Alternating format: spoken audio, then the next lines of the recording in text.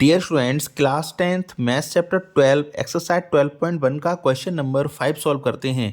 Question में कहा गया है hemispherical depression is cut out from one face of a cubical wooden block such that the diameter L of the hemisphere is equal to the edge of the cube.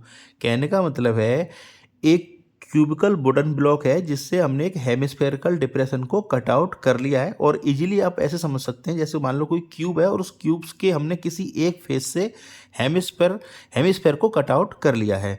और जो हमने hemisphere cut out किया है उसका diameter L है।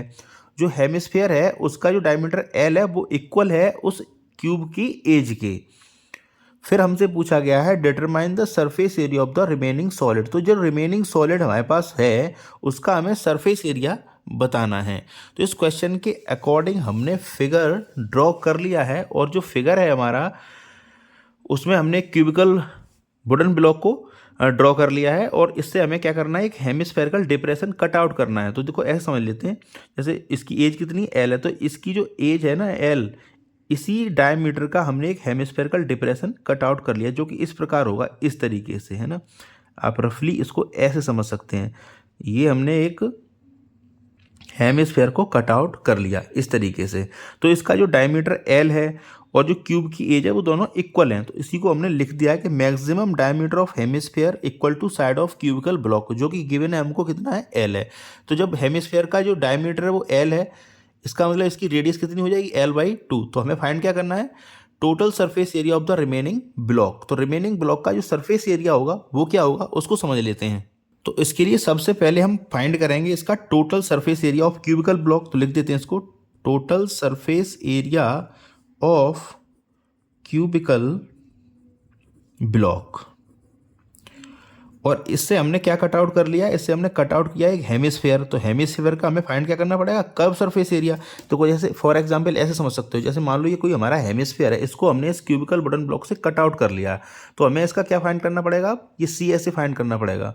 तो इसको हम क्या करेंगे, सी एस ए इसमें ऐड कर देंगे, क्यों जो रिमेनिंग सॉलिड बचा उसका हमने क्या फाइंड किया, पहले तो total surface area of cubical block, cubical block का सरफेस एरिया फाइंड कर लिया। उसके बाद हमने इसमें ऐड करना होगा इस जो हेमिस्फेयर है उसका कर्व सरफेस एरिया, जो ये इस साइड है ना, ये अब खाली हो गया इतना अंदर नीचे का, तो इसको हमें ऐड करना पड़ेगा इसमें।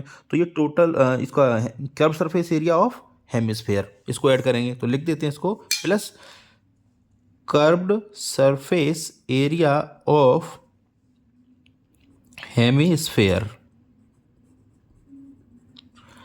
अब माइनस क्या करेंगे वो समझ लेते हैं।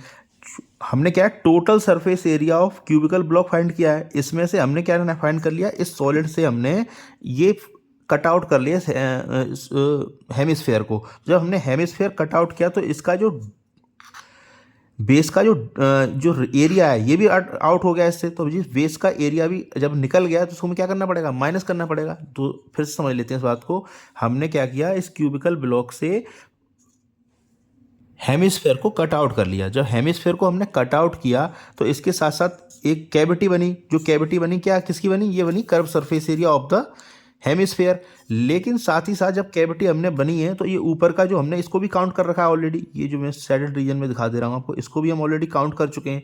जब इसको हम काउंट कर चुके हैं और ये हमने अब आउट कर दिया, तो आउट जब इस एरिया को हमने आउट कर दिया तो इसका मतलब क्या आउट हो गया, ये इस बेस का एरिया जो हेमिस्फेयर है इसका जो बेस है इसका ये एरिया माइनस हो गया, ये अब ये निकल गया। तो इसको हमें क्या करना पड़ेगा, माइनस करना पड़ेगा। तो लिख देते हैं minus area of base of hemisphere, hemisphere. तो वैल्यूज पुट कर देते हैं। तो total surface area of cubical block होता है 6a²। तो ए की जगह यहाँ पर क्या कितना एल है, तो ये हो जाएगा 6l²। प्लस ऐड करना पड़ेगा इसमें हमें curve surface area of hemisphere. तो curve surface area of hemisphere होता है 2πr², तो उसकी जगह हम पुट करेंगे 2πl²।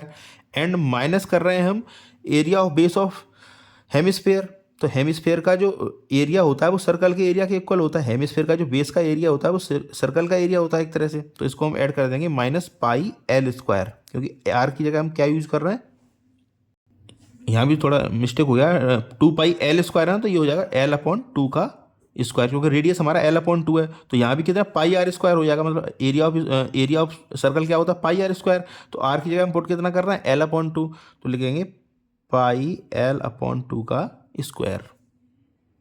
सॉल्व करते हैं इसको, लिखेंगे 6L² plus 2 multiply by pi plus L/2 multiply by L/2 minus pi multiply by L/2 multiply by L/2। तो ये 2 से 2 कैंसिल आउट हो जाएगा, तो जो बचेगा वो बचेगा यहाँ पे 6L² प्लस पाई L² पाई L² माइनस हो जाएगा ये पाई L²/4। आगे इसको सॉल्व करते हैं, ये हो जाएगा 6L² plus pi L² common ले सकते हैं, तो पाई L² कॉमन ले लिया हमने, यहाँ बचा 1/2, यहाँ बचा -1/4।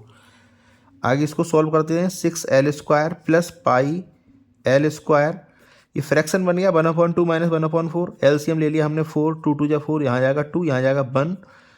सॉल्व करते हैं इसको आगे, ये हो जाएगा यहाँ पर 6L² plus pi L², 2 minus 1 हो गया, मल्टीप्लाई बाई 1/4, यानी ये हो गया 6L² प्लस पाई L²/4 पाई L²/4, तो जो कॉमन आएगा यहाँ से वो आ जाएगा L²। चाहे तो आप यहाँ भी इसको एंड कर सकते हैं, लेकिन अगर कॉमन मिल रहा है तो हम इसको आगे भी सॉल्व कर देते हैं। तो यहाँ L² जब कॉमन लेंगे तो यहाँ जाएगा 6, तो यहाँ हो जाएगा पाई/4 और ब्रैकेट के बाहर आ जाएगा L², जिसको कि हमने कॉमन लिया था। तो ये था इसका रिमेनिंग सॉलिड का टोटल सरफेस एरिया। अच्छा, इसका यूनिट तो हमें गिवन नहीं है, तो लिख देंगे इसके लिए यूनिट स्क्वायर।